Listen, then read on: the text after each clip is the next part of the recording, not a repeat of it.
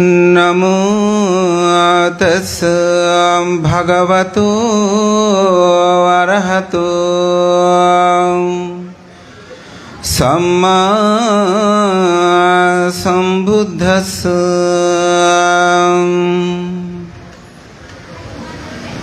ईमस्मिन् होति ईमस्मिन् होति इदं होति ईमस्मिन् उपद्धो इदं उपज्जति ईमस्मिन् सति इदं होति ईमस्य उपद्ध इदं उपज्जति ईमस्मिन् असति इदं न होति ईमस्य निरुद्ध इदं निरुध्यति सब्बदनं ददन्तेन अस्मिन् पटाभिमण्डले एकस्य कठिनदनस्य कलं न घन्ति षोलशी तस्मा हि जानामानेन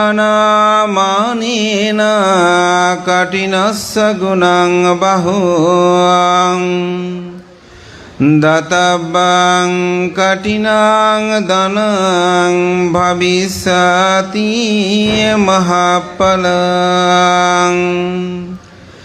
एतेन सच्छवज्झेन होतु ते जयमङ्गलं ते।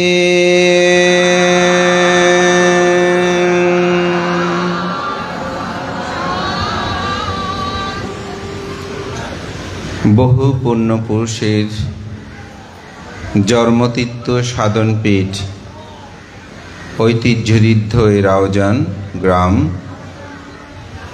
এ গ্রামের অন্যতম প্রতিষ্ঠান রাউজান সার্বজনীন বৌদ্ধবিহারের দানোত্তম দানশ্রেষ্ঠ শুভ কঠিন চিবর দান সভার পরমারাধ্য মাননীয় সভাপতি বরেণ্য বর্ষীয়ান সাংঘিক ব্যক্তিত্ব ত্রিপিটক বিশারদ আদারমানিক নিগ্রহধারাম বিহারের অন্যতম রূপকার মহাধ্যক্ষ মহামান্য উপসংঘরাজ পরম শ্রদ্ধেয় সদ্ধর্ম বারিধি ভদন্ত পণ্ডিত প্রিয়দর্শী মহাতের মহোদয়, অনুষ্ঠানের প্রধান অতিথি বর্ষীয়ান সাংঘিক ব্যক্তিত্ব পরম শ্রদ্ধেয় জিনানন্দ মহাতের মহোদয়, অনুষ্ঠানের প্রধান জ্ঞাতি পরম শ্রদ্ধেয় প্রমরা জ্ঞানঙ্কুর বিহারের সুযোগ্য বিহারাধ্যক্ষ, বাংলাদেশে বিদর্শন ভাবনা প্রচার প্রসারে অন্যতম ভূমিকা প্রতিপালন যিনি দীপ্তমান পরম শ্রদ্ধেয় বিদর্শনাচার্য শাসনপ্রিয় মহাতের মহোদয়, অনুষ্ঠানের আলোচক সধর্মদেশক ভদন্ত পায়াদিব্যস্তবীর নিরুধানন্দস্তবীর সহ প্রমুখ উপস্থিত মাননীয় ভিক্ষু সংঘ এবং আজকের অনুষ্ঠানের উদ্বোধক অত্র বিহারের সুযোগ্য বিহারাধ্যক্ষ যিনি সুদীর্ঘ 9টি বছর সংঘরাজ ভিক্ষু মহামণ্ডলের সাধারণ সম্পাদকের দায়িত্ব প্রতিপালন করে শাসন সদ্ধর্মের কল্যাণে নিবেদিতভাবে কাজ করে ভূয়সী প্রশংসা লাভ করেছেন প্রাক্তন সাধারণ সম্পাদক সংঘরাজ ভিক্ষু মহামণ্ডলের বর্তমান সহসভাপতি আমার পরম শ্রদ্ধেয় সুদেশক ভদন্ত বিপুল সেন মহস্তবীর সহ মহান সঙ্গের প্রতি বিনম্র চিত্তে শ্রদ্ধা অর্ঘ্য বন্দনা নিবেদন করছি। উপস্থিত ধর্মপ্রাণ প্রিয় উপাসক উপাসিকা বিন্দু এবং এই গ্রামেরই জন্মজাত বিশিষ্ট সমাজ নিবেদিত ব্যক্তিত্ব, যিনি আজকে স্বাগত ভাষণ প্রদান করেছেন, যিনি চট্টগ্রাম মহানগরী পূর্ণচার আন্তর্জাতিক বৌদ্ধ বিহারের যিনি সাধারণ সম্পাদক ছিলেন, বিভিন্ন বিহারে বিভিন্ন সধর্ম উন্নয়নে গ্রন্থ প্রকাশনায় যার অনবদ্য অবদান আমাদের সকলকে প্রীত করে, সে শ্রদ্ধাবান উপাসক সমাজ ব্যক্তিত্ব বাবু দোলন বড়ুয়া সহ এখানে অন্যান্য নেতৃবৃন্দ, গ্রামবাসী, রাউজানবাসী সকলের প্রতি আমি মঙ্গল চিত্তে আশীর্বাদ ও পুণ্যদান করছি। আমি অত্যন্ত আনন্দপিত লাভ করছি। বিশেষ করে এই বিহারের কোনো কঠিন চিবর দানে আমার যোগদান করার সুযোগটা হয়নি। দায়ী দেয়িকাবিন্দু এবং শ্রদ্ধেয় বিহারাধ্যক্ষ ভান্তে আমাকে অনেকবার বললেও কিন্তু আমার অন্যত্র ফাং থাকার কারণে সেই সুযোগটা হয়নি। এবার সৌভাগ্যক্রমে সেটা সম্ভব হয়েছে। আমিও খুব আনন্দ অনুভব করছি এবং বিশেষ করে ভান্তে আপনাদের পক্ষ এবং বিহার কমিটিও গিয়ে আমার সাথে যোগাযোগ করেছেন। আমার অত্যন্ত পরম হিতৈষী কল্যাণ মিত্র বিশিষ্ট দানশীল ব্যক্তিবাবু দোলনবাবু গতকাল বললেন, ভান্তে আপনি অবশ্যই কঠিন চিবর দানে উপস্থিত হলে আমি অত্যন্ত প্রীত আনন্দ অনুভব করব। বিশেষ করে আমাদের চাঁদগাঁও বিহারের সাথে পূর্ণচার আন্তর্জাতিক বৌদ্ধ বিহারের একটি নিবিড় সম্পর্ক বিদ্যমান। সেই পূর্ণচার আন্তর্জাতিক বৌদ্ধ বিহারের যিনি প্রতিষ্ঠাতা, সে পরম শ্রদ্ধেয় প্রয়াত উপসংগ্রহ সত্যপ্রিয় মস্তবীর মহোদয় আমাদের চাঁদগাঁও সাক্ষ্যমণি বিহারে তিনি এসে প্রায় সময় শিলাদি প্রদান করতেন, যখন সেখানে কোনো ভিক্ষু বসবাস করত না। সেই কারণে সে বিহারের সাথে যাদের সম্পর্ক আমার সাথে ব্যক্তিগতভাবে সেভাবে একটি ধর্মময় সম্পর্ক লিপিবদ্ধ হয়। তো আজকে খুব ভালো লাগছে, আপনাদের বিহারের সেই নান্দনিকতা, হয়তো আরও কিছু কর্ম করার যে প্রত্যয় আপনারা ব্যক্ত করেছেন, আশা করি সেটা পূর্ণতায় এই বিহার আরও সৌন্দর্যময় হবে। ধর্মপ্রাণ প্রিয় উপাসক উপাসিকা বিন্দু, সাধারণত পূর্বের দেশকগণের কথার আলোকেই দেশনাটা করতে হয় যেহেতু ধারাবাহিকতায়। তো আমাদের পাইয়াজিবা ভান্তের তিনি প্রথমেই উঠে আপনাদেরকে বলেছেন, আপনারা কি জানেন বুদ্ধ ধর্ম শ্রেষ্ঠ ধর্ম? তা আসলে কিভাবে শ্রেষ্ঠ হয়? আমরা তো শ্রেষ্ঠ বললেই শ্রেষ্ঠ হয় না, তো ব্যতিক্রম জায়গায় আবার শ্রেষ্ঠ বললে আপনি বিপদেও পড়বেন। তো একজন ভিক্ষুর কথাই বলি, তিনি চট্টগ্রাম বিশ্ববিদ্যালয়ে সম্ভবত তিনি তখন অনার্সে পড়ছেন। তো তাকে জিজ্ঞাসা করছেন, একটি বিশেষ ছাত্র সংগঠনের ছেলেরা ওনাকে ঘিরে ধরে বসালেন, বলে যে বলুন তো পৃথিবীতে শ্রেষ্ঠ ধর্ম কি? এখন উনি বড় বিপদে পড়ে গেছেন, কারণ নিজের ধর্ম তো নিজে শ্রেষ্ঠ বলবেন, কিন্তু তাদের সামনে নিজের ধর্মকে শ্রেষ্ঠ বললে কোনো উত্তম মধ্যম চলবে কিনা সেই বিষয়ে তিনি খুব সন্দেহান। তখন তিনি অত্যন্ত বুদ্ধিমান ভিক্ষু, তো তিনি বললেন, আসলে ধর্মটা যার যার স্থানে সেই শ্রেষ্ঠ। বলে সেটা আবার কীরকম? বলে যে বাংলাদেশে আপনি যদি এখানে আপনাদের সামনে দাঁড়িয়ে কেউ যদি চিৎকার করে বলে যে হিন্দু ধর্ম শ্রেষ্ঠ, হিন্দু ধর্ম শ্রেষ্ঠ, আপনারা সবাই থেরে এসে তাকে মারবেন। তা আপনি যদি ভারতে গিয়ে মুসলিম ধর্ম শ্রেষ্ঠ, মুসলিম ধর্ম শ্রেষ্ঠ বলে চিৎকার করেন, সেখানে আপনাকে গিয়ে মারবে। যদি আপনি থাইল্যান্ডে গিয়ে সেখানে খ্রিস্টান ধর্ম শ্রেষ্ঠ, খ্রিস্টান ধর্ম শ্রেষ্ঠ, তাইলে কিন্তু সেখানে ওরা মারবে, বিপদে পড়বেন। আমিও যেহেতু এখানে বৌদ্ধ, আমি যদি এখন আপনাদের সামনে বলি বুদ্ধ ধর্ম শ্রেষ্ঠ ধর্ম, শ্রেষ্ঠ ধর্ম, তাহলে আপনারাও আমাকে কি করেন আমি জানি না। তো আমি সেজন্য বলছি, স্থান কাল পাত্রভেদে পৃথিবীতে ধর্মটা শ্রেষ্ঠ হয়। ওরা সবাই হেসে উঠল, বলে আপনি খুব বুদ্ধিমান ভানতে দেখলাম, যে আপনি ঠিক বলেছেন। তখন সর্বশেষ ওনার একটা বক্তব্য ছিল, আসলে যার নীতি নৈতিকতা যথাযথভাবে প্রতিপালন করে মানব কল্যাণে মানবতাবাদ হয়ে জীবনযাপন করে, সে যে ধর্মের পরিচয় বহন করুক না কেন, তিনি সেই হচ্ছে আসলে জগতের শ্রেষ্ঠ। আপনি যদি প্রকৃত নিয়ম অনুসারে আপনার জীবনকে অতিবাহিত করেন, সে অর্থে হচ্ছে শ্রেষ্ঠ। তবে বুদ্ধ ধর্ম আমি কেন শ্রেষ্ঠ বলবো, তার অবশ্যই একটা কারণ আছে। আমি যেটা মনে করি আমার ব্যক্তিগত অভিমতে, সেটা হচ্ছে পৃথিবীর সব ধর্মের ফলগুলো পাওয়া যায় মৃত্যুর পরে, কিন্তু পৃথিবীতে এমন একটি ধর্ম যার ফলটি আপনি ইহজীবনে লাভ করতে পারবেন। এটি প্রখ্যাত গবেষক রিস ডেভিড তিনি এই উক্তিটি করেছিলেন যে পৃথিবীর সব ধর্মের ফলগুলো পাওয়া যায় মৃত্যুর পরে, কিন্তু পৃথিবীতে এমন একটি ধর্ম যে ধর্মের ফলটি আপনি ইহজীবনে ভোগ করতে পারবেন। বুদ্ধ ধর্মটা সে অর্থেই আমি বলি শ্রেষ্ঠ। তবে আমার কাছে আপনার কাছে শ্রেষ্ঠ তখনই হবে যখন সেটা আমি আচরণ করে তার যথার্থ ফল আমি লাভ করতে পারবো, তখনই এই ধর্মটা হবে শ্রেষ্ঠ। তো শ্রেষ্ঠটাকে কি আমরা উপলব্ধি করতে পারি? না, উপলব্ধি করতে পারি না। প্রখ্যাত একজন বুদ্ধ ভিক্ষু, যার নাম আপনারা এখানে যারা বয়োবৃদ্ধ আপনারা অনেকেই সেটা শুনবেন, ওর নাম ভিক্ষু লোকনাথ সাহেব ঠাকুর হিসেবে তিনি সর্বাধিক পরিচিত। তাকে প্রশ্ন করা হয়েছিল একবার যে আপনি কি অরহত হয়েছেন? তো তিনি উত্তরে বলেছিল, আমার অরহত বন্ধু আছে। অর্থাৎ তিনি অরহত সেটা বলেন নাই, তবে কথাটা তিনি ঘুরিয়েই যেন বলছেন যে আমার অরহত বন্ধু আছে।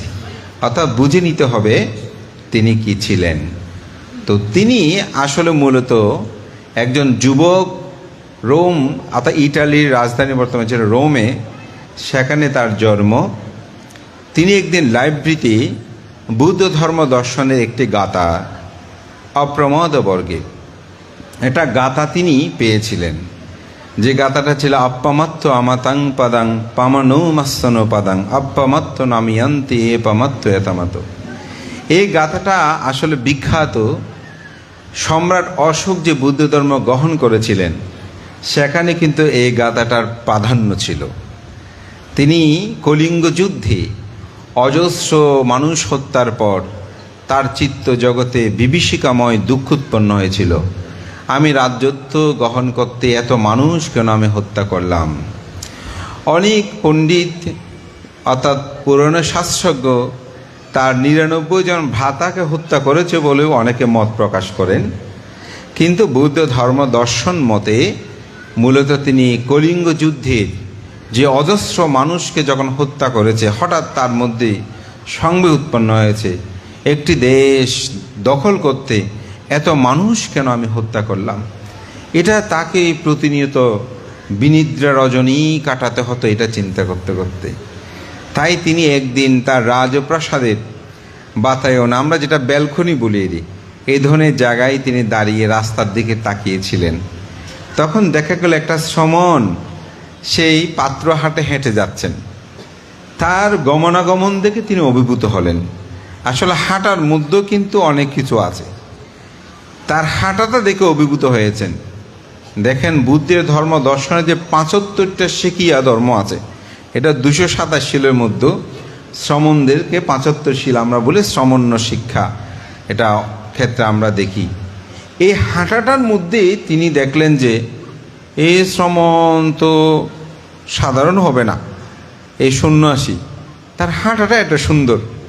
তখন তিনি তার সেবক বা প্রহরী যারা ছিল, সৈন্য ছিল, ওদেরকে বলছে, এই যাও, ওই যে সন্ন্যাসী যাচ্ছে, ছোট সন্ন্যাসী শ্রামণ, ওটাকে একটু আমার প্রাসাদে নিয়ে আসো। তো তাকে রাজ দরবারের মধ্যে নিয়ে আসে, বলে রাজন সম্রাট আপনার সাথে একটু দেখা করতে যাচ্ছে। তো তিনি এসে এই সম্রাট তো সামনে আছেন দাঁড়িয়ে, তো জিজ্ঞাসা করছে আমি কোথায় বসবো। তো একটা শ্রমণের একেবারে ফুটুপাটু কথা, স্বাভাবিক। রাজা খুব অভিভূত হলেন, সম্রাট অশোক। আরে সে এইভাবে আমার দিকে আমাকে বলছে আমি কোথায় বসবো। তখন বলছে শ্রমণ যথা অভিরুচি, অর্থাৎ আপনার যেটা অভিরুচি হয়। তখন তিনি কি করেছেন, নিজে গিয়ে একদম সিংহাসনে গিয়ে বসলেন। কোথায়? সে সম্রাটের সিংহাসন। তো স্বাভাবিক, আমরাও কোথাও গেলে কোনো জায়গায় শ্রদ্ধা করলেও যেটা নিজস্ব একটা আসন থাকে এটাতে বসতে চায় না।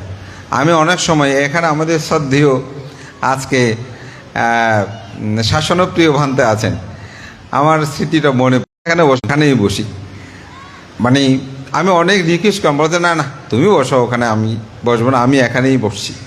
অর্থাৎ সাধারণত যার একটা স্পেশাল জায়গা থাকে ওইটাতে অনেকেই হয়তো বসতে চায় না, কিন্তু এই রাজসিংহাসনে গিয়ে শ্রমণটা বসলেন। তিনি অভিভূত হলেন, আমার কাছে পাশে আসতে ভয় করে এই সন্ন্যাসী দেখে একেবারে আমার সিংহাসনে গিয়ে বসেছে। তখন তাকে জিজ্ঞাসা করছেন আপনি কে? বলে আমি শ্রামণ। আপনার গুরুকে? বলে আমার গুরু তো বুদ্ধ। তা আপনার ধর্ম দর্শন কি, মানে আপনার ধর্মের মূল বিষয়টা কি? তো বলে যে আমি তো ছোট শ্রমণ, আমি বেশি কিছু জানি না, তবে আমি দুটি লাইন বলতে পারি। তখন তিনি দুটি লাইন বললেন যে আপ্পামাত্ত আমাতাং পাদাং পামধু মাসনু পাদাং আপ্পামাত্ত নামিয়ান্তি এই পামাত্থ এতামাত। তিনি বলছেন জগতে যিনি প্রমাদ তিনি মৃত সদৃশ্য। প্রমাদ মানে কি? যিনি প্রতিনিয়ত খারাপ কাজ করে, মন্দ কাজ করে, অকুশল কর্ম সম্পাদন করে, যার মধ্যে কোনো ধর্মীয় চেতনাবোধ তার অন্তর্জগতে জাগ্রত নাই। নেশা দ্রব্য সেবন, প্রাণী হত্যা, চুরি, বেবিচারী, মিথ্যা, লোভ, দেশ, মোহে চিত্ত জগৎকে আচ্ছন্ন করে রাখে, তিনি হচ্ছে প্রমাদ। বলে সেই ব্যক্তি মৃত সদৃশ্য। যদি তিনি জীবিতও থাকে তাহলে তিনি মৃত, আর মরে গেলেও তার কোনো খবর নাই। আর যিনি অপ্রমত্ত অর্থাৎ জাগ্রত থাকে, আমি কি করছি, কেমন করছি। যেমন এখানে আপনারা এসেছেন না কঠিন চিবর এই দানে, দেখবেন সবাই কি ধর্ম কথা শুনবে? না। কেউ কেন এসেছে সেটা তার কোনো ধারণা নাই, কি জন্য এসেছে, কি করব। এই কঠিন চিবর দানে আসলে গুরুত্ব কি, এখানে কি নিহিত রয়েছে, এগুলো সম্পর্কে তার কোনো এমনি আশার আশা এসেছি, এই দান করবে বলে দান করছি, মুখ উচ্চারণ করাচ্ছে উচ্চারণ করছি, এগুলো হচ্ছে প্রমাদ।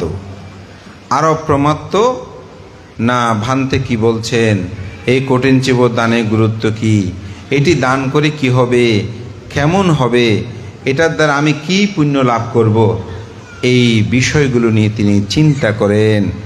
আমার চিত্ত জগতের নির্মলতা আমার মধ্যে উৎপন্ন হবে কিনা, হচ্ছে কিনা, এই বিষয় নিয়ে তিনি ভাবিত হন। এবং প্রতি ক্ষণে ক্ষণে প্রতিটি মুহূর্তে কি কর্ম আমি সম্পাদন করছি এটি যিনি চিন্তা করেন তিনি হচ্ছে অপ্রমত্ত। তো বলছেন অপ্রমত্ত হচ্ছে অমৃত, অর্থাৎ তিনি মৃত্যুবরণ করে না, মরে গেলেও তিনি জীবিত সদৃশ্য। এই দুটি গাথা এই সম্রাট অশোক মহাপরিবর্তন হয়েছিল। তখন তিনি বলছেন যে শ্রমণ আপনি আর পিণ্ডচারণ করবেন না, আগামীকাল থেকে আপনি সোজা আমার রাজবাড়িতে চলে আসবেন, আপনাকে আমি প্রতিদিন এক পিণ্ডপাত স্বয়ং দেব। বলে যে ঠিক আছে আপনি দেন, আমি এটা গ্রহণ করব, কিন্তু আমার উপাধ্যায় আছে তো, অর্থাৎ যিনি দীক্ষা দিয়েছেন ওনাকে, বলে যে এই এক পাত্র স্বয়ং ওনাকে আমি দান করব, এরপর আমি পিণ্ডচারণ করব। বলছে না না পিণ্ডচারণ করতে হবে, আপনাকে 2 পাত্র স্বয়ং দেব। বলছে ঠিক আছে আপনি 2 পাত্র স্বয়ং দেবেন, এক পাত্র আমার উপাধ্যায়কে দেব, আরেক পাত্র আমার আচার্য অর্থাৎ শিক্ষক, যিনি আমাকে এটা ভালো, এটা মন্দ, এটা সৎ, এটা অসৎ, এটা করলে পাপ হয়, এটা করলে পুণ্য হয়, এরকম যিনি শিক্ষা দেন তাকে বলা হয় আচার্য। বলছে আমি তাকে দিয়ে আমি পিণ্ডচারণ করব। বলছে ঠিক আছে, আপনাকে পিণ্ডচারণ করতে হবে না, আমি 3 পাত্র সইন দেবো। বলে যে ঠিক আছে, আপনি 3 পাত্র সইন দেন, আমার স্ববিহেরই একজন আছে, তা আমার সাথে থাকে, তা আপনি 3 পাত্র যদি সইন দেন, 1 পাত্র আমার উপাধ্যায়ীকে দেব, 1 পাত্র আমার আচার্যকে দেব, আর 1 পাত্র আমার যে স্ববিহেরী আছে আমার সাথে থাকে তাকে আমি দেব। বলে শ্রমণ, আপনাকে আমি 4 পাত্র সইন দেব। খেয়ে সম্রাট অশোক, কথিত আছে এইভাবেই উদ্বুদ্ধ হয়ে সম্রাট অশোক প্রতিদিন তিনি 60,000 ভিক্ষুকে দান করতেন। এটিকে চিন্তা করা যায়? এভাবে দান করতেন। তো আমার মূল বিষয়টা হচ্ছে এটাই যে অপ্রমত্ত যে এই গাথাটা ঠিক একজন তরুণ যুবক, তিনি রোমে জন্মগতভাবে তিনি ছিলেন খ্রিস্টান, এই গাথাটা বুঝার জন্য, এটা এত গভীরত্ব কি আছে এটা জানার জন্য তিনি তৎকালীন সময়ে যে স্টিমারে করেই তিনি বার্মাতে এসেছিলেন।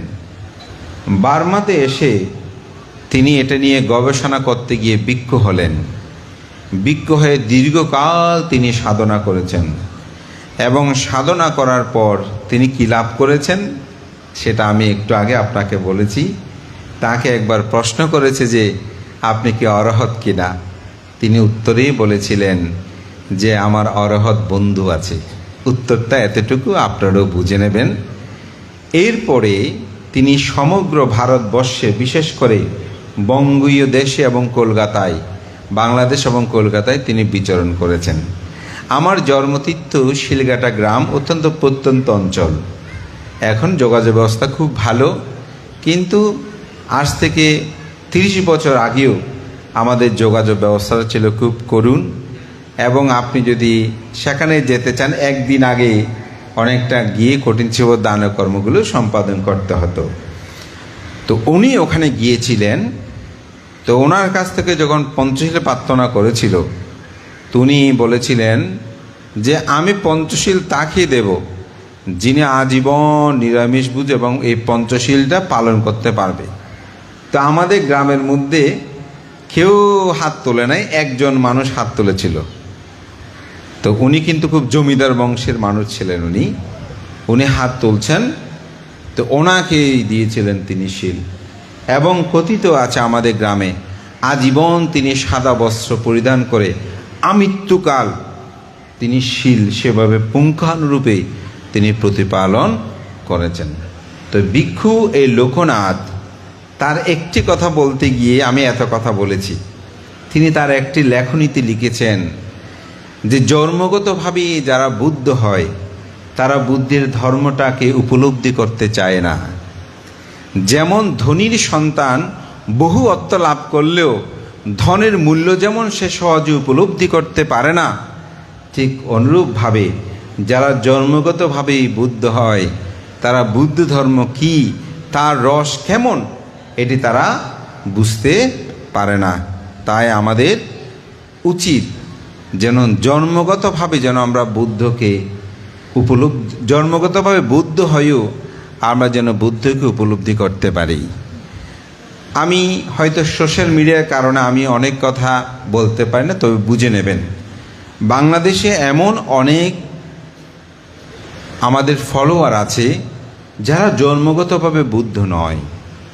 এমনকি অনেকে প্রপূজ্য নিতে চায়, অনেকে ভাবনা করতে চায়, কিন্তু অবস্থান প্রেক্ষাপটে আমরা তাদেরকে সেই সুযোগ দিতে পারি না।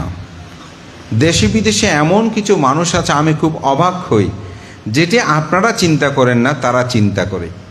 আমার একজন ফলোয়ার আছেন, তিনি অস্ট্রেলিয়াতে, জন্মগতভাবে তিনি বুদ্ধ নয়। তিনি আমাকে মাঝে মধ্যে ফোন করে কি বলে জানেন, বলে ভান্তে বুদ্ধ ধর্ম প্রচার হয় এমন কিছু খাত বলেন যেখানে আমি একটু দান করতে চাই। বুদ্ধ ধর্ম প্রচার হয় এমন একটু কিছু বলেন যেখানে আমি দান করতে চাই। এবং আমার জানা মতে তিনি এই অতি অল্প সময়ে এরকম কিছু শাসনিক কর্মে তিনি লক্ষাধিক টাকা দান করেছেন, অথচ তিনি কিন্তু জন্মগত বুদ্ধ নয়। অর্থাৎ বুদ্ধের ধর্মের শ্রেষ্ঠত্বটাকে তিনি উপলব্ধি করতে পেরেছেন। তিনি বলেন ভান্তে, আমি ভান্তে বলবো যে আপনি বুঝতে পারবেন না তিনি যে আমাদের বড় বুদ্ধ না, এমন সুন্দর করে বলবেন এবং বন্দনা জানাবেন এবং বুদ্ধ ধর্ম দর্শনের গভীর বিষয়গুলো তিনি আলোচনা করে আমি মাঝে মধ্যে খুব অবাক হয়ে যাই যে কতটুকু গভীরে তিনি প্রবেশ করছেন। এমনকি উনি ভাবনা করেন, মেডিটেশন করেন, আমরা কয়জনে করি, এবং তিনি নিয়মিত যেভাবে ভাবনাগুলো করেন বলেন আমি অবাক হয়ে যাই। অর্থাৎ শ্রেষ্ঠত্বটা আমরা সেই জায়গায় জন্মগ্রহণ করেও তাহা আমরা পান করতে পারছি না। এই জন্য বুদ্ধের একটি কথা আছে, রাখাল বালক তিনি গরু চড়ায় ঠিক, কিন্তু গোরসের সে অধিকারী হতে পারে না। আমরা এই ধর্মটাকে কিন্তু ধরে রেখেছি, কিন্তু আমরা তার গোরসের অধিকারী হতে পারছি না। ভান্তে আমরা কিভাবে ধরে রেখেছি? আমাদের পরম শ্রদ্ধেয় প্রয়াত ডক্টর এফ দীপঙ্কর ভান্তে, তার একটা উদাহরণ তাকে আমার খুব মনে পড়ে এটা। তো সেটা হচ্ছে অষ্টবিংশতি বুদ্ধ পূজা যখন করছে, তো ওখানে একজনে প্রশ্ন করছে, ভান্তে অষ্টবিংশতি বুদ্ধ পূজা কি বৌদ্ধ ধর্মে আছে? এটা এই পূজা কি বুদ্ধের সময়কালে ছিল? উনি একটা সুন্দর উদাহরণ দিয়েছিলেন, যে উদাহরণটা আমাদের আজান ব্রহ্মা তার হৃদয়ের দরজা খুলে দেওয়া গ্রন্থে ওইটা আছে, কিন্তু আমি এটা প্রথম ভান্তে থেকে শুনেছিলাম। তো তিনি বলছেন যে নারিকেলের খোসা কিন্তু নারিকেল নয়, ভিতরের পানি এবং সাদা অংশটাই কিন্তু নারিকেল। কিন্তু খোসাটা যদি খুলে ফেলে দেন তাহলে নারিকেলগুলো কি ভিতরের অংশগুলো বেশি দিন রাখা যাবে? একদিন, তারপরে নষ্ট হয়ে যাবে। কিন্তু এটা যখন আবরণটা চারিদিকে থাকবে তখন কিন্তু এই নারিকেলটা আপনি অনেক দিন রাখা যাবে। এবং আপনি যদি না খেয়েও মাটির মধ্যে পুঁতে রাখেন, এটা অঙ্কুরোদ্গম হওয়ার সম্ভাবনা আছে। কিন্তু যদি আপনি খোসাগুলো ফেলে দেন তাহলে এই নারিকেল বেশি দিন থাকবে না। বোঝা অষ্টবিংশতি বুদ্ধ পূজা, শিবলি পূজা, সঙ্গদান, অষ্টপরিষ্কার দান, এগুলো হচ্ছে বৌদ্ধ ধর্ম দর্শনের সার তত্ত্ব, চতুরার্য সত্য আর অষ্টাঙ্গিক মার্গের কে রক্ষা করার জন্য সে খোসা সদৃশ্য। তো এই জন্য আমরা বলছি, আমরা যারা এখানে আছি আমরা বুদ্ধ ধর্ম দর্শনটাকে কিন্তু খোসার মতো করে ধরে রেখেছি। আমি একটি তথ্য বলি, সেটি হচ্ছে আমাদের একজন বিখ্যাত বিদর্শন আচার্য দীপার মা, অনেকে আপনারা যারা ভাবনা নিয়ে চর্চা করেন নাম শুনেছেন, তিনি ডক্টর রাষ্ট্রপাল মহাতেরো ভান্তের গুরু ছিলেন। তো তিনি আমেরিকার মধ্যে বুদ্ধ ধর্মটাকে বিশালভাবে প্রচার করেছেন। কিন্তু আমি একটা জিনিস সেখানে খুঁজে পেয়েছি, সেটা হচ্ছে শুধুমাত্র ভাবনা প্রধান ধর্মটা প্রচারিত হওয়ার কারণে, অর্থাৎ মেডিটেশন ভিত্তিক ধর্মটা প্রচারিত হওয়ার কারণে প্রজন্মগুলো আর বুদ্ধ ধর্মটাকে কিন্তু ধারণ করতে পারে নাই। অর্থাৎ পিতামাতা যতটুকু এই ধর্মটাকে চর্চা করেছে, তিনি মৃত্যুবরণ করার পর তার পুত্র আর এই ধর্মটাকে ধারণ করতে পারে নাই। কিন্তু আমাদের দেশে আমরা পারি, কারণ আমাদের মধ্যে একটা আবরণ আছে। এখানে ধর্ম বুঝুক না বুঝুক, কঠিন চিবর দান যেতে হবে, অষ্টপরিষ্কার দান করতে হবে, তারপর শিবলি পূজা করতে হবে, ঘরের মধ্যে থাকতে হবে, তারপরে সঙ্গদানের পর জিনিসগুলো পান্তাদেরকে গজিয়ে দিতে হচ্ছে। পরিচয় পেশায় তিনি তার ধর্ম রিলিজিয়াসটাকে বুদ্ধিস্ট এটা লিখছি, যার কারণে আমরা আমাদের পিতা মরে যাওয়ার পরেও আমরা ধর্মটাকে বুঝি না বুঝি ধারণ করে রেখেছি। কিন্তু আমেরিকাতে, ইউরোপ কান্ট্রিগুলোতে সেরকম নয়। যদি সেরকম হতো বুদ্ধ ধর্মটা আরও বেশি প্রচার প্রসার হতো। তো আমি যেটা বলছি, আমরা খোসাটাকে ধরে রেখেছি, আমাদের মাধ্যমে কিন্তু বুদ্ধ ধর্মের মূল বিষয়টা বিদ্যমান। কিন্তু আমরা সেটাকে উপলব্ধি করতে পারছি না। এই কিছুদিন আগে আমাকে একজনের প্রশ্ন করেছে, ভান্তি আমরা বুদ্ধকে পূজা করি, শিবলিকেও পূজা করি, উপগুপ্ত বান্তকেও পূজা করি, বান্তে সারিপুত্র মুগলায়ন আনন্দ ওনারও তো অনেক বড়, ওনাদের জীবনী পড়লে তো অবাক হই, ওনাদেরকে কেন পূজা করা হয় না? আমি বললাম আসলে ওনাদেরকেও পূজা করা হয়। বলতে বান্তে কোথায়? তার মধ্যে উৎসর্গের সময় বলেন না, বুদ্ধ পাচ্ছেকা বুদ্ধ আজ্ঞা সাবাকা মহা সাবাকা আরাহান্তানাং পূজেমি পূজেমি পূজেমি। তো ওখানে বুদ্ধ, তারপর হচ্ছে পাচ্ছেকা বুদ্ধ, তারপর আজ্ঞা সাবাকা, তাহলে অগ্রশ্রাবককে সারিপুত্র মুগলায়ন, মহাশ্রাবকা, মহাশ্রাবকটাকে অশীতি মহাশ্রাবক যারা আনন্দ উপালি শিবলি কুমার এখানে সব বিদ্যমান আছে। তো আমরা একসময় অন্ধকারচ্ছন্ন জগতে ছিলাম, সেখান থেকে উত্তোলন করতে আমাদের মহা আচার্যগণ, যখন মানুষ লক্ষ্মী পূজা নিয়ে ব্যস্ত হয়ে পড়েছে, ধর্মের অন্ধকার পথে যাচ্ছে, তখন আমাদের আচার্যগণ বলছে আপনারা যদি লাভ সংস্কার চান, অর্থবিত্ত চান, আমাদের মধ্যে একজন লাভী শ্রেষ্ঠ আছে শিবলি কুমার, তাকে পূজা করলে আপনারা এটা লাভ করবেন। তখন মানুষ সে অর্থে এই শিবলি পূজাটাকে আলাদা করা হয়েছে। কিন্তু আমাদের পূর্ব আচার্যগণ তারা এতই যে ধীমান পণ্ডিত ছিলেন, তারা উৎসর্গের সময় কিন্তু বুদ্ধ পূজায় সেখানে আপনারা দেখবেন যে বুদ্ধ পাচ্ছেকা বুদ্ধ আজ্ঞা সাবাকা মহাসাবাকা আরাহান্তানাং পূজেমি পূজেমি পূজেমি। মানুষ যখন বুদ্ধকে পূজা করতে স্বর্ণ দিয়ে পূজা করছে, কিন্তু বিনয়গতভাবে স্বর্ণ ভিক্ষুরা গ্রহণ করতে পারে না, বুদ্ধ গ্রহণ করতে পারে না, তখন কি করবে? মানুষের আবেগটাকে আমাদের পূর্ব আচার্যগণ এমনভাবে লক্ষ্য করেছেন যে আপনি অন্যান্য পূজা করার সময় আপনি বুদ্ধকে সরাসরি পূজা করেন, কিন্তু আপনি যখন স্বর্ণ দান করবেন তখন বলা হবে ইমাং রাজাতা বুদ্ধ পাতে বিম্বাং উদ্দেশ্যে দানাং দেমা পূজেমা। অর্থাৎ আপনি বুদ্ধকে দিচ্ছেন না, কাকে দিচ্ছেন? বুদ্ধ প্রতিবিম্ব। অর্থাৎ যদি কোনো প্রাজ্ঞজন প্রশ্ন করে, এবং আমাকে করেছে একজনে, বলছে ভান্তি আমি তো বিনয় সম্পর্কে যতটুকু জেনেছি যে বুদ্ধ স্বর্ণ ধরতে নিষেধ করেছেন, বিগ্রহ ধরতে পারে না, কিন্তু স্বর্ণ দান কেমন করে হয়?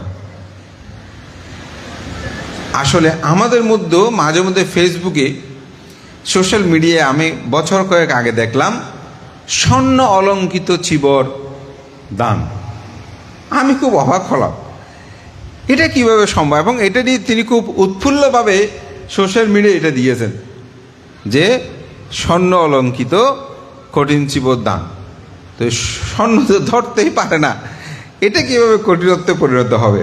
যাক, আমি যেটা বলছি যে আমাদের বৌদ্ধ ধর্ম দর্শনের গভীরে যখন আপনি প্রবেশ করবেন, তখন দেখবেন আমাদের আচার্যগণ, আমাদের পণ্ডিত ধীমান সে জ্ঞানীগণ, তারা সেগুলোকে যথাযথভাবে রক্ষা করেছেন। এখানে স্বর্ণটা আপনি বুদ্ধকে ডাইরেক্ট দান করতে পারেন না। কাকে দান করেন? প্রতিবিম্ব, অর্থাৎ বুদ্ধের মূর্তিকে আপনি দান করছেন যে। কিন্তু অন্যান্য যত দান আছে, বন্দনা আছে, এখানে কোনো মূর্তি পূজার কোনো স্থান নাই। তো আমি এই কথাগুলো বলছি, আমরা খোসাটাকে ধরেছি, কিন্তু তার গভীরে যদি যেতাম আমরা বুদ্ধের ধর্মটাকে উপলব্ধি করতে পারতাম, তখনই বুঝতে পারতাম বুদ্ধ ধর্ম কীভাবে শ্রেষ্ঠ ধর্ম।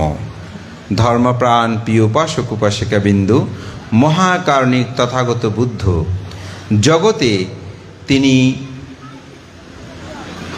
4টি সত্য আবিষ্কার করেছেন, যে 4টি সত্য আমাদের সকলেই সহজে প্রাথমিকভাবে আমরা উপলব্ধি করতে পারি। সেই 4টি সত্য কি? সেই 4টি সত্য হচ্ছে দুঃখ আর্য সত্য, দুঃখ নিরূত আর্য, দুঃখের কারণ আর্য সত্য, দুঃখ নিরূত আর্য সত্য, দুঃখ নিরোধের উপায় আর্য সত্য। পৃথিবীতে তথাগত বুদ্ধ এই 4টি সত্যকে বলেছেন যে চাতুর্শস্য বিনিমুক্ত ধাম্য বিননাত্তি চতুরার্য সত্য ব্যতীত পৃথিবীতে আমি অন্য কোনো ধর্ম আছে বলি না। এই চতুরার্য সত্যই হচ্ছে একমাত্র ধর্ম। এই একমাত্র ধর্মের চতুরার্য সত্যটা যতক্ষণ কোনো মানুষ বুঝতে পারবে না, অনুধাবন করতে পারবে না, তার পক্ষে বুদ্ধ ধর্মটা প্রতিপালনের আগ্রহবোধ তার মধ্যে জাগ্রত হবে না। এখানে প্রথম যে সত্য, এটা হচ্ছে দুঃখ কি। আমরা সবাই এটা শুনি, জন্ম দুঃখ, জরা দুঃখ, বেয়াদি দুঃখ, মরণ দুঃখ, অপ্রিয় সংযোগ দুঃখ, প্রিয় বিয়োগ দুঃখ, যাহা চায় তাহা না পাওয়ার দুঃখ, অর্থাৎ পঞ্চ উপাদান স্কন্দ দুঃখ। এই দুঃখগুলো কি আমাদের সবার মধ্যে আছে? কেউ কি বলতে পারবেন ভান্তে আমার মধ্যে এই দুঃখগুলো নাই? না, কেউ বলতে পারবে না। আমার কোনো জরার দুঃখ নাই, বেয়াদির দুঃখ নাই, মরণ দুঃখ নাই, অপ্রিয় সংযোগ, যেটা পছন্দ করে না তার সাথে চলা। আমাদের অনেকগুলো অপছন্দ নিয়ে চলতে হচ্ছে না, সেটা কি দুঃখ না? প্রিয় বিয়োগ, অর্থাৎ খুব কাছের মানুষ, কাছের জন হারালাম, শুধু সেটা না, নিজের অনেক কাছের জিনিস, দাঁত পড়ে যাচ্ছে, চুল পেকে যাচ্ছে, চুল ঝরে যাচ্ছে, চামড়া থুলতুল হয়ে যাচ্ছে, এই প্রিয়গুলো বিচ্ছেদ হচ্ছে না, এটা দুঃখ না? দুঃখ তো যাহা চায় তাহা না পাওয়ার দুঃখ, অর্থাৎ যেটা চাই সেটা না পাওয়াটাও কি দুঃখ। এটা আছে, সবার কাছে আছে, শুধু আপনাদের কাছে না, আমাদের কাছেও আছে। আমরা চাই একটা সুন্দর বিহার তৈরি করতে, এটাও দুঃখ তো, এটাও দুঃখ। আমি চাই খ্যাতি, যশ, প্রতিপত্তি, এটাও দুঃখ। আমাকে সবাই ভালো বলুক, ভালো না বললে সেটাও দুঃখ, ঠিক না? তো দুঃখ, এটা যাহা চায় তাহা না পাওয়ার দুঃখ আমাদের মধ্যে আছে। বলতে সংক্ষেপে পঞ্চ উপাদান স্কন্দ দুঃখ, রূপ, বেদনা, সংজ্ঞা, সংস্কার, বিজ্ঞান স্কন্দ। এটার ব্যাখ্যা আমি যাব না, আমি শুধু দুঃখ সত্যটা আপনারা একটু উপলব্ধি করবেন। এটি জগতের ধনী দরিদ্র সকল মানুষের কাছে বিদ্যমান। কিন্তু এই দুঃখের কারণ কি? এই দুঃখের কারণটা হচ্ছে তৃষ্ণা।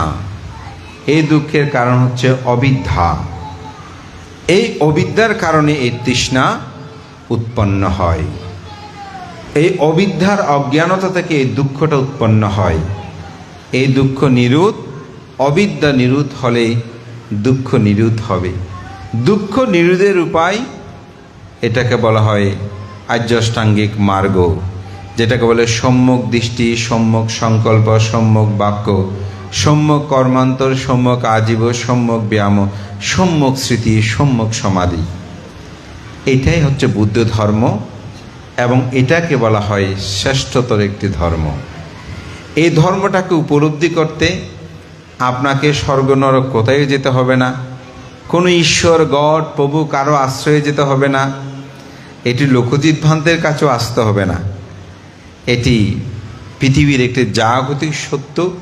বুদ্ধ শুধুমাত্র এটা আবিষ্কার করেছেন। সে আবিষ্কারটাই যদি আপনার জীবনে আপনি প্রয়োগ করেন, আপনি দুঃখ থেকে মুক্তি লাভ করতে পারবেন।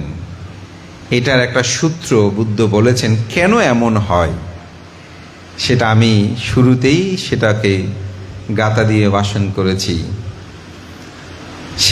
সেখানেই বুদ্ধ বলছেন, ইমাস্মিং হতি, ইহা হয়, ইধাং হতি, ওঠার কারণে এটা হয়। ইমাসা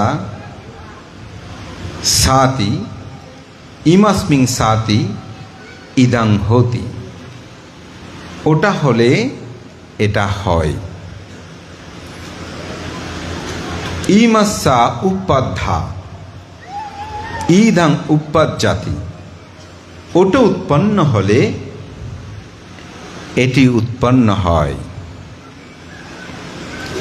ইমাস্সা আসাতি ইধাং না হতি, ওটা না হলে এটা হয় না। ইমাস্সা নিরুধা, ইমাস্সা নিরুধা ইধাং না ইদাং নিরুজ্জাতি, ইহা যদি উৎপন্ন না হয়, নিরুধ হয়, ইহা যদি নিরুধ হয় তাহলে ওটাও নিরুধ হয়। এই বুদ্ধের ধর্ম দর্শনটাই এই কার্যকারণ নীতির উপর নির্ভরশীল। এই চক্রের মধ্যে আমরা ঘুরছি। তৃষ্ণা উৎপন্ন হয়েছে, দুঃখ উৎপন্ন হয়। তৃষ্ণার কারণে এটা চাই, তৃষ্ণায় আমাকে জন্মান্তর ঘটায়। তৃষ্ণা নিরুধ হয়েছে, দুঃখ নিরুধ হয়ে গেছে। এটাই হচ্ছে বুদ্ধির কার্যকারণ।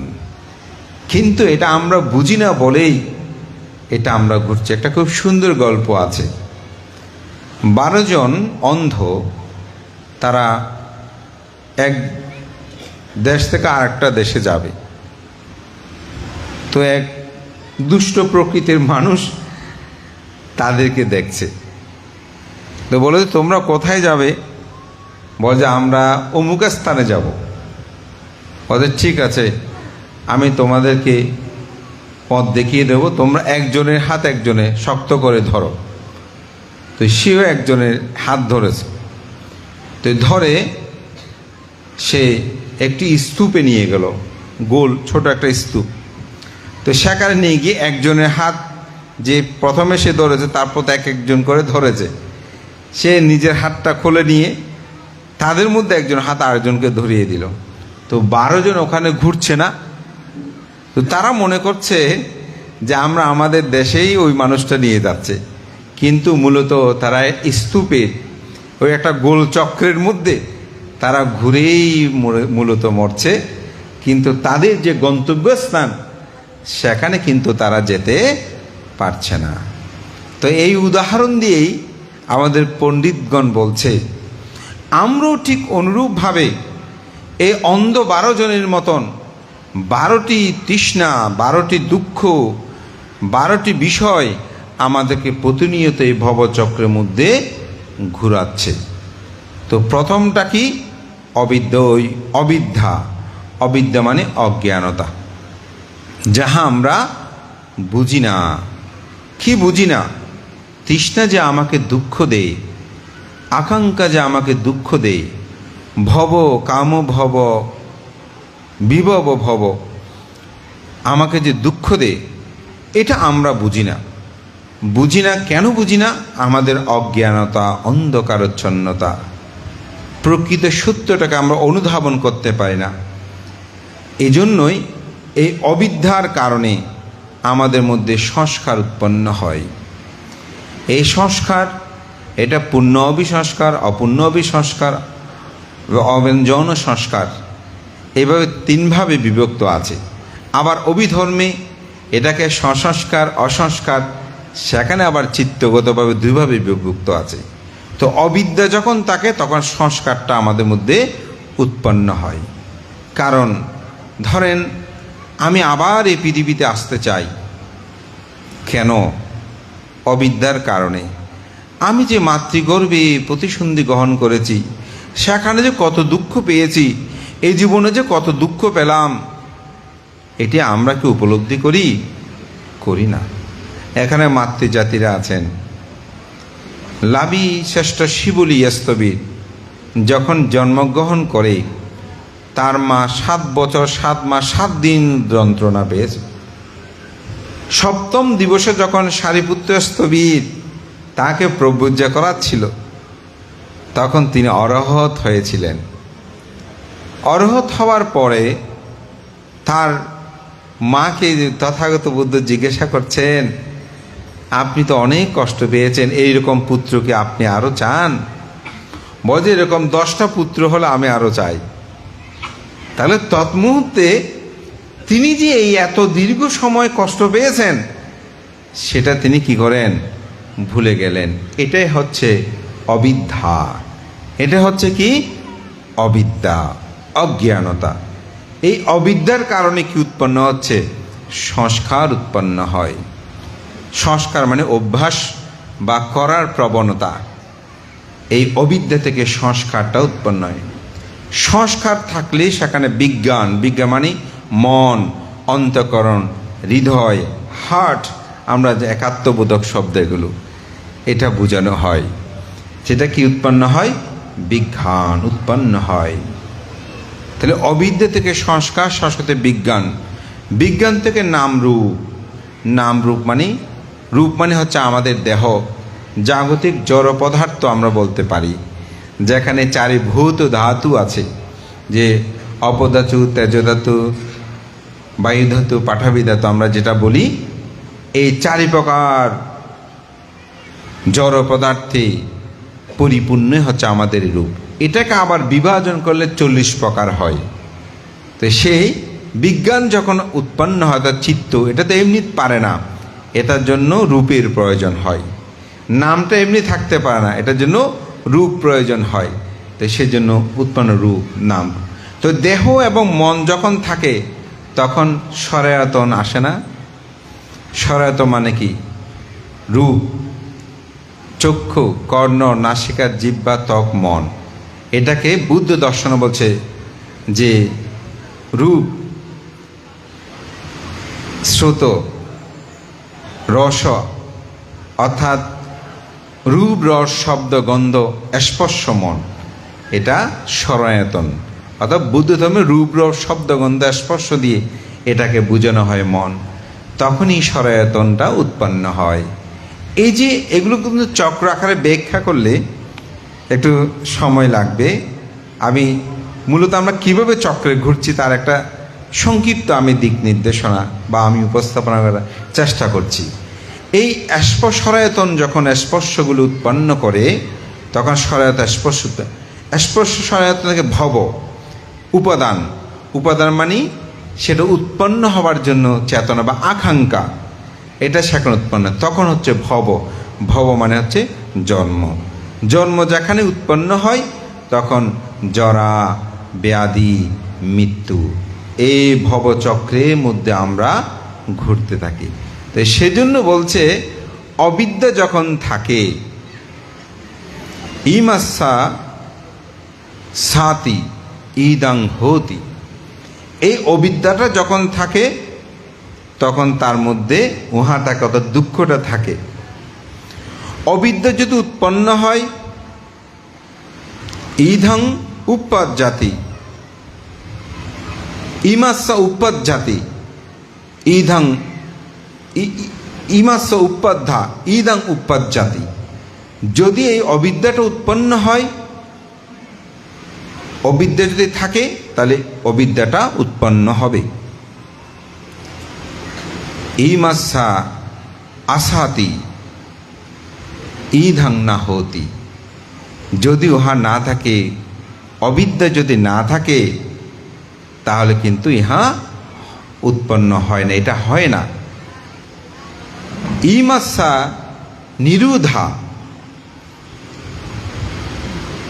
ইধং নিরুজ্জান্তি, যদি অবিদ্যাটা নিরুধ হয় তাহলে দুঃখটা নিরুধ হবে, ওটা উৎপন্ন হবে না। আমাদের জীবনেও যত পুণ্যকর্ম আমরা সৎকর্ম সম্পাদন করি, তার মূলটাই হচ্ছে আমাদের মধ্যে যেন অবিদ্যাটা না থাকে। এটা যদি ছিন্ন হয়, নিরুধ হয়, তাহলে দুঃখ নিরুধ হবে।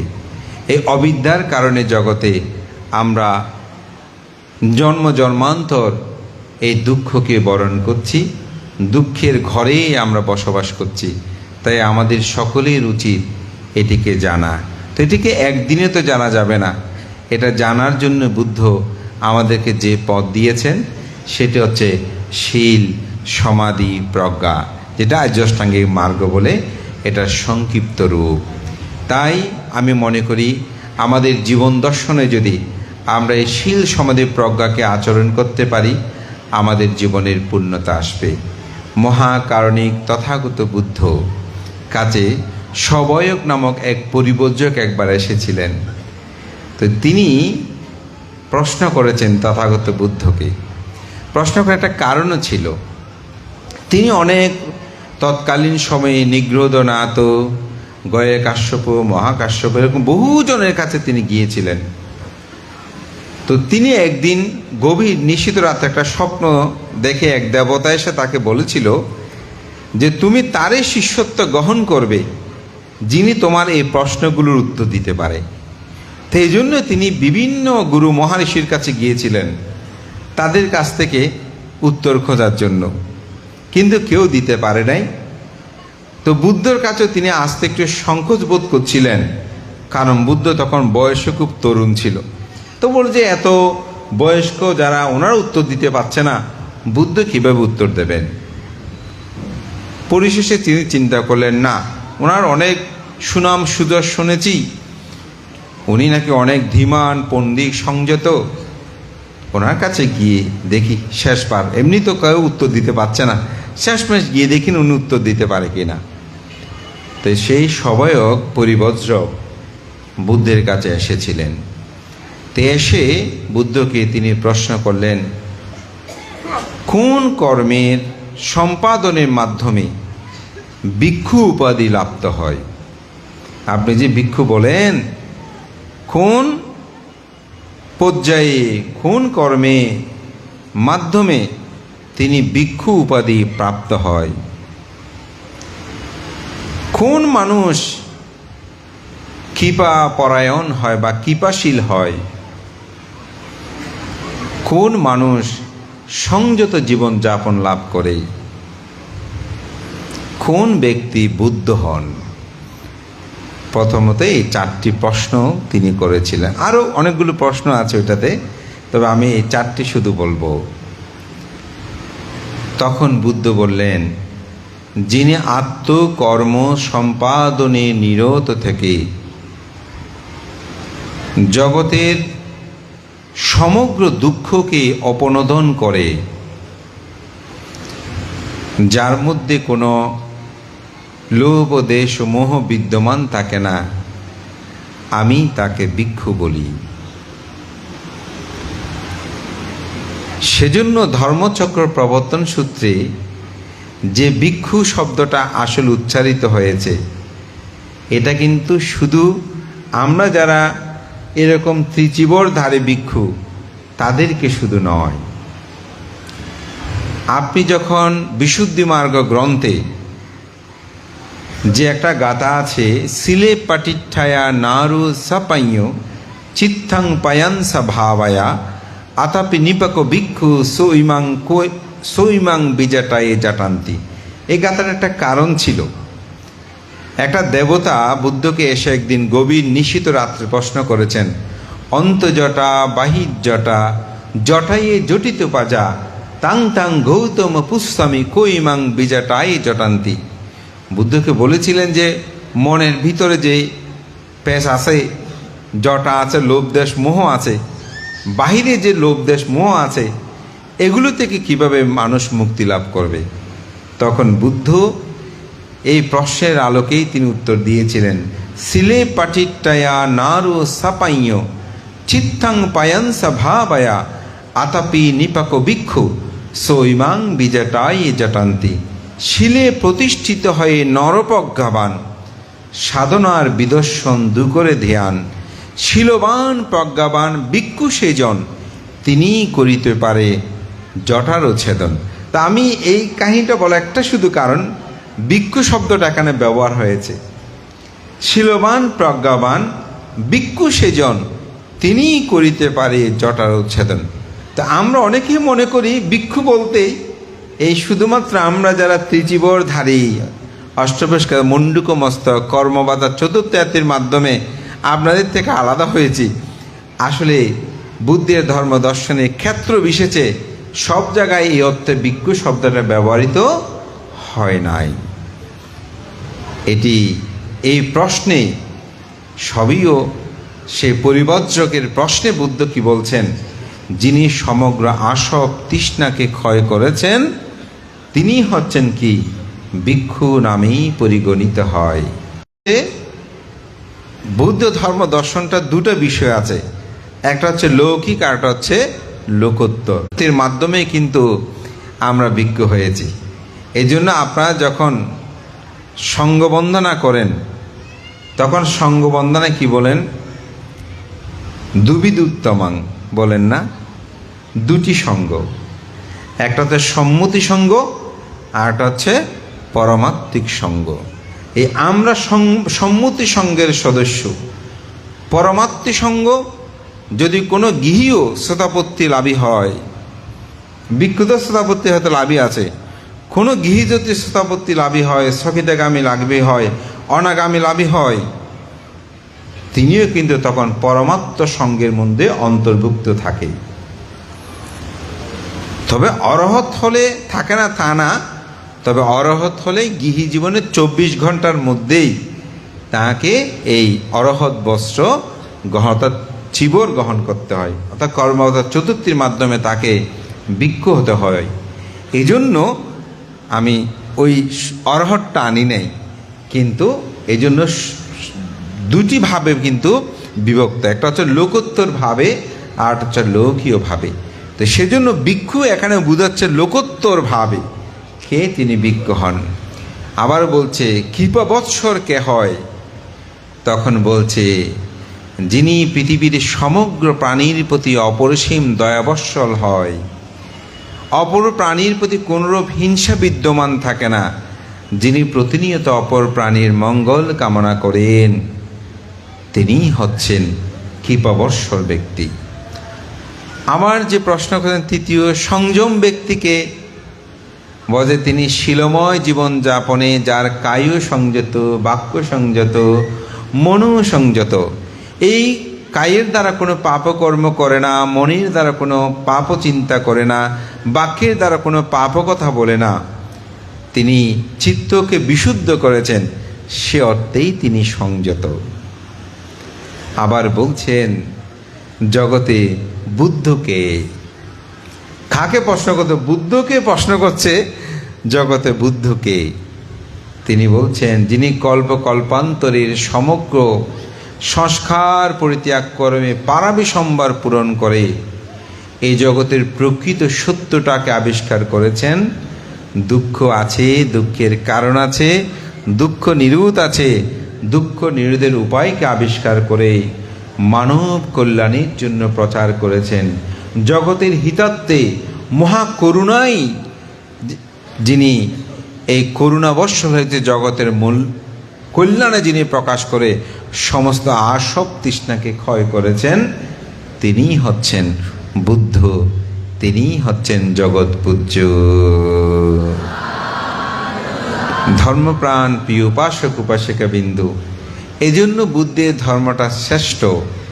বুদ্ধকে চিনতে আপনাকে মৃত্যুর পরে যেতে হবে না, আপনি নিজেকে চিনতে মৃত্যুর পরে যেতে হবে না। আমি যে 4টি প্রশ্নের উত্তর দিয়েছি, এই 4টি প্রশ্নই হচ্ছে বিমুক্তির কথা।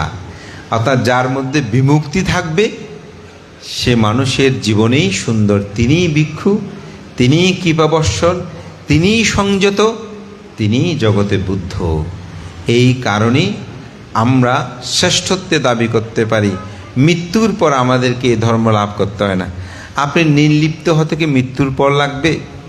না। আপনি সংযত হতে কি মৃত্যুর পর সময় লাগবে? না। আপনি দয়াবৎসল হতে কি মৃত্যুর পর লাগবে? না। আপনি ইহজীবনে এই ধর্মটাকে প্রতিপালন করতে পারবেন বলেই এই ধর্মের এখানে শ্রেষ্ঠত্বতা। এটিকে যদি আমরা অন্তস্থ করতে পারি, নিজেদের জীবনে ধারণ করতে পারি, আপনি সুখটা প্রতি পদে পদে লাভ করতে পারবেন। আমি 2-3টা উদাহরণ দিয়ে বলি। যেমন আপনি দান করেন, দেখবেন আপনি যেখানেই যাবেন সেখানে আপনি সমাদৃত হবেন। দেখবেন আপনি দান করেন, সে মানুষটা যদি খারাপ হয়, দানের দ্বারা কিন্তু তিনি প্রশংসিত হয়। তাহলে বুদ্ধ বলছেন দান এটা একটা সুকর্ম, ভালো কর্ম, সৎকর্ম। একজন মানুষ চুরি করে এসে যে দান করে, লোকটা এমনি চোর হলেও কিন্তু মানুষটা দান করে, দেখবেন ঠিক না? সোর হলেও বলে যে মানুষটা দান করে। দানের এমন একটি মহিমা, তো এই জন্য তবে চুরি করে দান করতে আমি বলবো না, কারণ দানের তিনটা সত্য আছে। একটা হচ্ছে বস্তু সম্পদ, একটা হচ্ছে চিত্ত সম্পদ, আর একটা হচ্ছে প্রতিগ্রাহক সম্পদ। বস্তু সম্পদ কি? যাহা কিছু দান করবেন সেটা যেন অসৎ উপায়ে অর্জিত সম্পদ না হয়। সৎ উপায়ে অর্জিত সম্পদ দান করা হচ্ছে কি বস্তু সম্পদ। চিত্ত সম্পদ দান করার সময়, দান করার আগে, দান করার পরে মনটা সুন্দর থাকা চাই। এটা অঙ্গুত্তনিক একটা খুব সুন্দর গাথা আছে। পুব্বে বা দানা সুমানো দাদাং চিত্তাং পাসাদায়ে দাত্ত আত্মান হতি ইয়াসা সম্পদা। বুদ্ধ বলছেন দান করার পূর্বে মানুষের মনটা সুন্দর থাকা চাই। আপনাদের যদি সুন্দর মন না থাকতো এত বড় প্যান্ডেল, এত সুন্দর আয়োজন হতো না। মনটা সুন্দর ছিল। দান করার সময় চিত্তে প্রসন্নতা আনবেন। এই মহান ভিক্ষু সংঘকে আমি এই দান কর্মটা সম্পাদন করছি। এটি কিন্তু বিপুলেশন বান থেকে এই কঠিন চিবর দান নয়। এই কঠিন চিবর দান সংঘকে। বিপুলেশন বানতে আছে, এটা মধ্যে ধারণা আছে বলে দান করবেন ঠিক, কিন্তু দানটা সোজাসুজি বিপুলেশন বান থেকে দেওয়া যাবে না। এটা সংঘকে দিতে হবে। সংঘ বিপুলেশন বান থেকে পরীক্ষা করবে সীমা করে নিয়ে যে বিপুলেশন ভিক্ষুর জন্য একটা চিবর এখন উৎপন্ন হয়েছে, সে যদি ত্রৈমাসিক বর্ষাব্রত যথাযথভাবে উদযাপন করে, প্রবরণা কর্ম সম্পাদন করে, তাহলে এই চিবর তাকে প্রদান করা হবে। যদি এই বিষয়ে সংঘের মধ্যে কোনো আপত্তি থাকে তাহলে আপনারা বলুন, আপত্তি না থাকলে মৌনতা অবলম্বন করুন। যদি কোনো ভিক্ষু সেখানে আপত্তি তোলে যে না ওনার বসবাস ঠিক নেই, উনি ভারতে গিয়েছিল 9 দিন পরে আসছে, আমি সাক্ষী, ওনার পাসপোর্ট চেক করে দেখেন, তাইলে শেষ। ওনার পক্ষে এটা গ্রহণ করা সম্ভব। এই জন্য এটা কঠিন হচ্ছে বিনয়ের সাথে সম্পর্কযুক্ত। অন্যান্য দান আপনি দিয়ে গেলেন, উনি 2 মাস পরে আসলো, কোনো সমস্যা নাই, নিতে পারবে। কিন্তু কঠিন চিবর দানটা আজকে দান করেছেন, কালকে সকালে সূর্য উদিত হওয়ার আগে এটা কঠিনে পরিণত করতে হবে। যদি কঠিনে পরিণত না করে এই কঠিন চিবর দানে তিনি আনিশংস ফল লাভ করতে পারবে না, কঠিনে আশ্রম করতে পারবে না। এ অর্থে কঠিন। তো সেজন্য বলতে দান করার সময় চিত্তের মধ্যে প্রসন্নতা রেখে দান করবেন। বুদ্ধ যে বলেছেন পৃথিবীর সমগ্র দানীয় বস্তু একত্রিত করে দান করলেও একখানা কঠিন চিবর দানের 16 ভাগের 1 ভাগ হবে না। এবং এই কঠিন চিবর দানের আনিশন সম্পর্কে জেনে আমরা যেন জীবনে একবার কঠিন চিবর দান করি। এবং এই কঠিন চিবর দান একটা আনিশংস নিয়ে এখন খুব মিডিয়াতে আলোচনা হয়। সেটা হচ্ছে কি, যে কঠিন চিবর দান করলে নারীরা পুরুষ হয়। এই কথাটা যখন বলে আমাদের অনেক মানুষ বলে এটা আবার কেমন কথা, কাপড় দানের মধ্যে ওখানে দান করে পুরুষ হওয়ার কি আছে? তাহলে নারীকে নির্যাতিত, নারী জন্ম কি পাপ? আসলে এখানে পাপের বিষয় নয়। এটি মহাকারণিক তথাগত বুদ্ধ অসম্ভব সূত্রের মধ্যে বলেছেন, হে ভিক্ষুগণ, একজন নারীর পক্ষে ব্রহ্ম হওয়া সম্ভব নয়, একজন নারীর পক্ষে দেবরাজ ইন্দ্র হওয়া সম্ভব নয়, একজন নারীর পক্ষে রাজ ও চক্রবর্তী রাজা হওয়া সম্ভব নয়, একজন নারীর পক্ষে বুদ্ধ হওয়া সম্ভব নয়, একজন নারীর পক্ষে পাচ্ছেকা বুদ্ধ হওয়া সম্ভব নয়। এটা বলছে অসম্ভব। যেমন আপনি যদি আমাকে বলেন ভান্তে একজন পুরুষের পক্ষে সন্তান গর্ভে ধারণ করা সম্ভব নয়, আচ্ছা এটার জন্য কি আমি নিগৃহীত হলাম? এটার জন্য কি পুরুষ নিগৃহীত হয়েছে? আপনাদের সন্তান গর্ভে ধারণ করতে পারেন না এটা যদি বলে আপনি কি নিগৃহীত হলেন? না, এটা হচ্ছে অসম্ভব। বিষয়টা ধর্মতা। এই বিষয়টাই আসলে বোঝানোর জন্য, যেমন আমাদের মহাকারণিক তথাগত গৌতম বুদ্ধ, তিনি কিন্তু অতীত জন্মে নারী হয়ে এই পৃথিবীতে জন্মগ্রহণ করেছিলেন। এটা আমাদের পরম শ্রদ্ধেয় জিনবংশবান্তের জাতক 50-তে আপনি সেখানে দেখবেন অতীত দীপঙ্কর বুদ্ধের সময়ে তিনি বগ্নি হয়ে জন্মগ্রহণ করেছিলেন। তখন অতীত দীপঙ্কর বুদ্ধের নাম যশ কীর্তি প্রতিপত্তি দেখে তিনি অভিভূত হয়ে প্রার্থনা করছেন যে দাদা অগ্রজ, আপনি যেমন বুদ্ধ হয়েছেন আমিও আগামী জন্মে বুদ্ধ হতে চাই। ও ভাইকে বলতেছে, বলছে তুমি তো এমনি প্রার্থনা করলে হবে না, তুমি আগে পুরুষ হওয়ার জন্য একটু প্রার্থনা করো। তখন তিনি প্রদীপ দান করে পুরুষ হওয়ার জন্য প্রার্থনা করেছেন। এর পরবর্তীতে সে অম্রবতী নগরে দীপঙ্কর বুদ্ধের পাদমূলে তিনি পতিত হয়ে আবার বুদ্ধত্বের জন্য প্রার্থনা। তিনি বুদ্ধ হন নাই, আপনারা হতে পারবেন না তা না, কিন্তু সেটা একটা বিষয়। যেমন অনেকে বলে বান্তে আমি বুদ্ধ হতে চাই। আপনি বুদ্ধ হতে চাইলে হবে না, বুদ্ধ হওয়ার জন্য প্রার্থনা করতে 8টি সম্পত্তির প্রয়োজন আছে। তাকে মানুষ হতে হয়, তাকে পুরুষ হতে হয়, তাকে অভিজ্ঞ অষ্টসমাপত্তি লাভে হতে হয়, তাকে তৎমুহূর্তে ধ্যানে বসলে অরহৎ হবার হেতু থাকতে হয়। ওই যে বললাম ইদাং হতি, ইহা থাকলে ওটা হয়, অর্থাৎ হেতু থাকতে হবে, অরহৎ হবার মতো হেতু থাকতে হবে। অরহৎ হবার হেতু থাকলে হবে না, তাকে সম্মুখ সম্বুদ্ধের সাক্ষাৎ লাভ করতে হবে। এখন যদি আপনি আমাদের সামনে বলেন আমি বুদ্ধ হতে চাই, বুদ্ধিসত্ত্ব হবে, হবে না।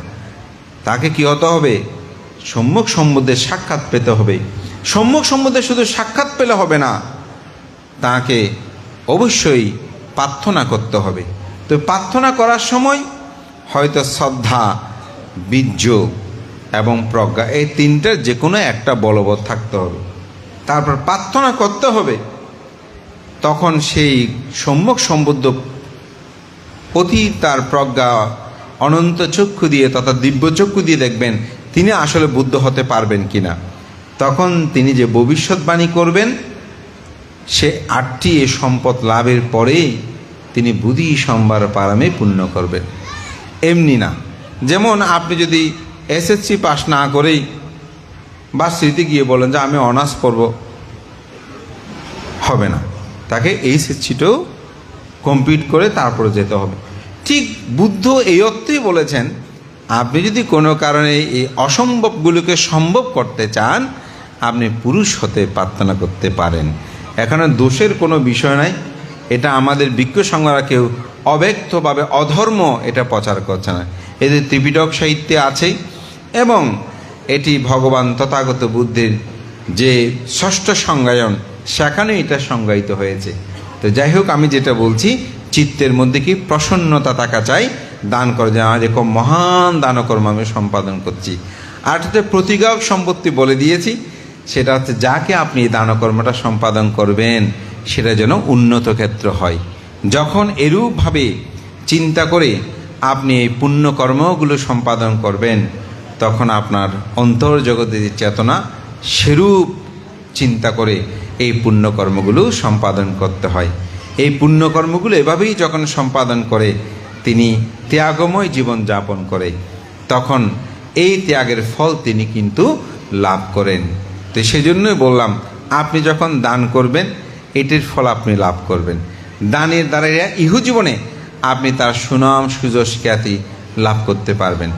আপনি শীল পালন করেন, যেখানে যাবেন সেখানে আপনি সম্মানিত হবেন। আমি দেশনায় 2টি উদাহরণ দিই, একটু সংক্ষেপে সেটা বলছি। একজন চোর শহরের একটা বাড়িতে বেড়াতে গেল, অর্থাৎ চোর প্রকৃতির সেই পরিচয়, কিন্তু একটু হাত নড়ে বলে। তো বাড়িতে সে যে বাসা বাড়িতে গিয়েছে কেউ নাই, গৃহীকর তিনি আছেন, অর্থাৎ স্ত্রীটা আছেন।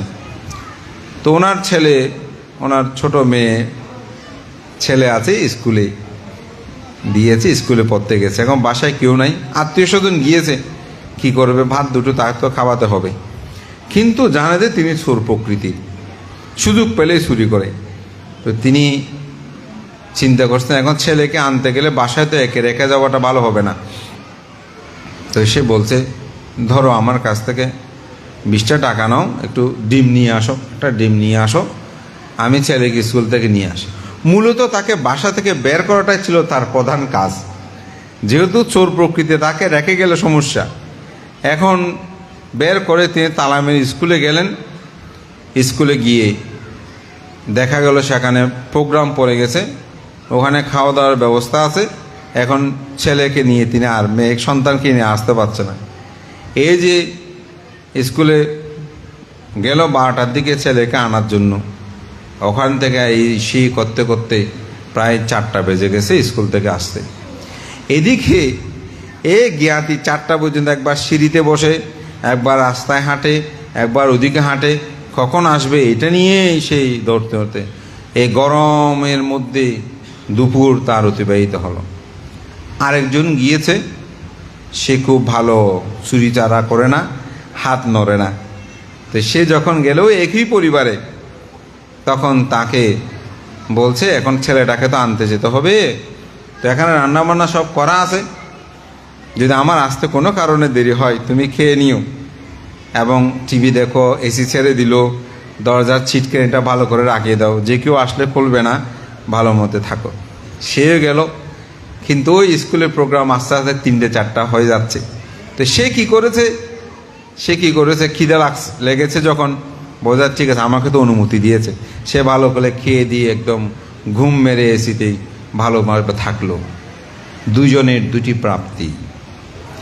যিনি অসৎ, চুরি করে সে দুঃখ ভোগ করেছে, আর যিনি সৎ, যিনি চুরি করে না, স্বভাব ভালো, তিনি সুখে নিদ্রা যাপন করেছে, ভোগ সম্পদ লাভ করেছে। এই জন্য বলে না, ছিলে না সুগতি জ্ঞান্তি, ছিলে না বোকা সাম্পাদা। এই শিলের ভোগ, এটা দেখার জন্য কি মৃত্যুর পরে যেতে হবে না, এই জন্য শিলময় জীবন যাপন করবেন। একটি পরিবারের মধ্যে এই পঞ্চশীল যথাযথভাবে রক্ষা করে চলবেন।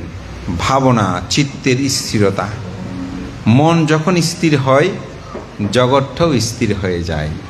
ওই যে সংযত কথা বলছি না, আপনার মন যদি খারাপ থাকে আপনার জীবনে সব কিছু খারাপ হয়ে যাবে। আমাদের পরম শ্রদ্ধেয় শ্রদ্ধালঙ্কার বান্তে একটি কথা বলতেন, বলছে যার মন ভালো সে ভিক্ষু ভালো, সেই শ্রমণ ভালো, সেই উপাসিকা ভালো, সেই উপাসক ভালো। তো মনটাই আমাদের ভালো করা চাই। তো বুদ্ধের ধর্ম দর্শন এটাই, আমরা যেন মন ভালো করি। তো মন ভালো করার জন্য ভাবনাময় জীবনযাপন। তো আমি চেষ্টা করেছি ইহু জীবনে বুদ্ধের ধর্ম দর্শনটা কিভাবে আমরা প্রতিপালন করে এটিকে অন্তর্জগতে ধারণ করে শ্রেষ্ঠ ধর্ম বলে নিজের অন্তর্জগৎকে জাগ্রত করতে পারি, এই প্রত্যয় যেন আমাদের সবার মধ্যে জাগ্রত হয়। শ্রদ্ধেয় সভাপতি প্রমুখ সঙ্গের প্রতি বন্দনা জানিয়ে আপনাদের সবার উত্তর শ্রীবৃদ্ধি কামনা করে আমাদের অবিদ্যা ধ্বংস হোক এই প্রত্যয় ব্যক্ত করি।